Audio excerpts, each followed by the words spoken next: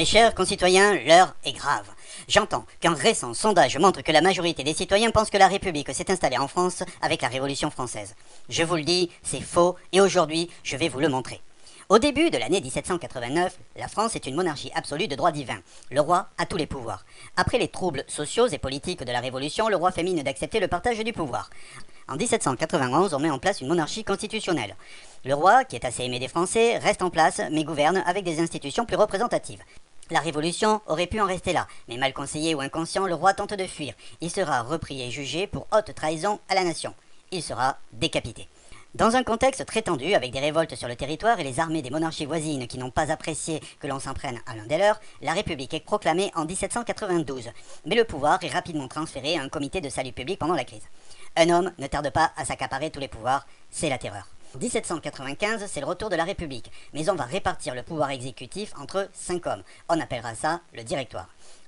En 1799, un petit caporal, auréolé de son prestige, après avoir remporté quelques grandes batailles, fait un coup d'état le 18 Brumaire. C'est Napoléon. Il met en place le consulat, où il partage le pouvoir avec Cambacérès et Lebrun, mais il s'arroge la place de premier consul. En 1804, il s'octroie un pouvoir à vie héréditaire. C'est le premier empire. Napoléon mène des réformes à grands pas et veut conquérir le continent. Après les victoires, c'est le temps des défaites. Il est contraint d'abdiquer et c'est le retour de la monarchie, plus ou moins imposée aux Français par les puissances victorieuses. C'est le retour du roi avec Louis XVIII qui devient roi de France. C'est le frère cadet de celui qui a été décapité. Il ouvre la période qu'on appelle la Restauration. Napoléon tente un bref retour pendant 100 jours, mais son aventure se termine à Waterloo. À la mort de Louis XVIII, qui n'a pas de descendance, c'est Charles X qui monte sur le trône. C'est un ultra-royaliste qui apprécie les vieilles traditions et n'apprécie pas les concessions faites par son prédécesseur. Résultat, une révolution éclate en 1830. C'est les Trois Glorieuses ou la Révolution de Juillet. Il abdique et fait renoncer son fils, qui techniquement aura donc régné pendant 20 minutes. C'est son cousin, le duc d'Orléans, qui prend le pouvoir sous le nom de Louis-Philippe Ier. Il sera roi des Français et non roi de France, plus jeune, plus moderne et plus ouvert que Charles X. La France se développe, s'industrialise, il favorise la nouvelle bourgeoisie au détriment des classes populaires qui souffrent, et en 1848, Revolution! Cette fois-ci, cette nouvelle révolution aboutit au retour de la République le 24 février.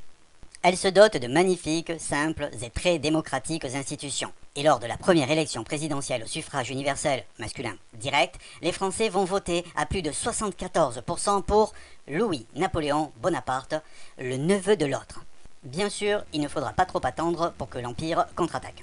Le 2 décembre 1851, Louis-Napoléon Bonaparte fait un coup d'État et devient Napoléon III. C'est le Second Empire. La France se modernise profondément et dans la tradition familiale commence à vouloir se mêler des affaires de ses voisins. En 1870, c'est la défaite de Sedan. Les Prussiens encerclent Paris et dans l'urgence, on proclame le 4 septembre la République. Cette République doit être provisoire car il est bien entendu qu'au final, il semble que le régime le plus adapté aux Français soit la monarchie constitutionnelle. Seulement, en 1875, le Parlement vote avec une seule voix de majorité l'amendement Vallon, qui ancre définitivement la République. C'est le vrai début de la Troisième République. Instaurée dans l'urgence avec des institutions fragiles, la République résistera à de nombreuses crises politiques, de nombreux scandales, elle sera coloniale, minée par l'antisémitisme et résistera même à une guerre mondiale. Pourtant, en 1940, alors que les nazis envahissent le territoire français, la République va se saborder et confier les pouvoirs à un seul homme, Philippe Pétain. La République est morte. Pétain va précipiter le pays dans un régime de collaboration avec les nazis. Le 3 juin 1944, alors que la France est sur le point de commencer à être libérée, les mouvements de résistance très hétéroclites se retrouvent autour du général de Gaulle pour former le gouvernement provisoire de la France libre, qui gérera le pays jusqu'à la mise en place de nouvelles institutions démocratiques. Le 17 octobre 1946, c'est la 4e République, un régime ambitieux et social, mais qui porte en lui des faiblesses institutionnelles. Confrontée à de profondes crises, dont notamment la guerre d'Algérie, la République n'arrive pas à faire face et en dernier recours tente de faire appel à un homme providentiel. Charles revient, mais souhaite de nouvelles institutions. Approuvée par référendum par 80% des Français, la 5e République est proclamée le 4 octobre 1958.